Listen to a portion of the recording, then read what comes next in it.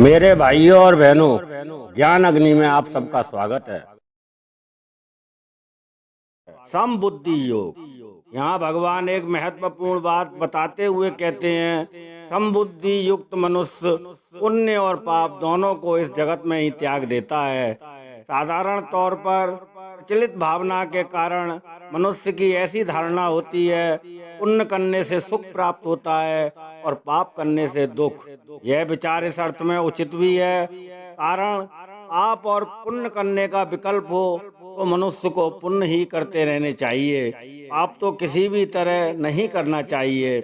इसके अलावा यदि हम इस जन्म में पाप ना करने का इरादा पक्का कर भी लें तो भी पिछले जन्मों में किए गए पाप और पुण्य के कर्मों से अपने आप को किस तरह बचाएंगे। इसमें भगवान भरोसा दिलाते हुए कहते हैं कि इस जन्म में समबुद्धि युक्त कर्तव्य कर्मों को फल की आसक्ति छोड़कर करने से पाप कर्म इस जन्म में होते ही नहीं और पुण्य कर्म इस प्रकार फल देने के सर्वदा बेकार हो जाते हैं, जैसे भुना हुआ बीज अंकुर उत्पन्न करने के योग्य नहीं होता।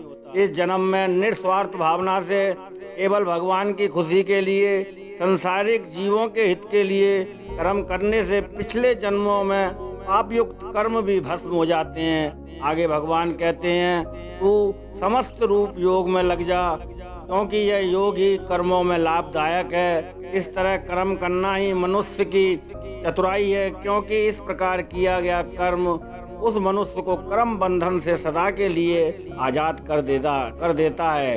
यह काम केवल मनुष्य योनि में ही किया जा सकता है, क्योंकि अन्य योनियां तो केवल भोग योनि होने के कारण अपने पिछले कर्मों को भोगने के लिए मिली हैं। उन योनियों में नए कर्म करने की आज़ादी नहीं होती। यह आज़ादी केवल मनुष्य योनियों में है। जिस मनुष्य ने इस आज़ादी का सही उपयोग कर लिया वह मनुष्य बुद्धिमान है।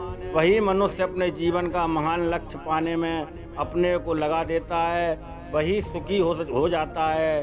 अगर मनुष्य जन्म पाकर उसका सदुपयोग नहीं किया तो मनुष्य होते हुए भी ऐसा मनुष्य मूर्ख ही कहलाएगा, जो हाथ में आए इस स्वर्ण अवसर को संसारिक भोगों में गंवा दिया।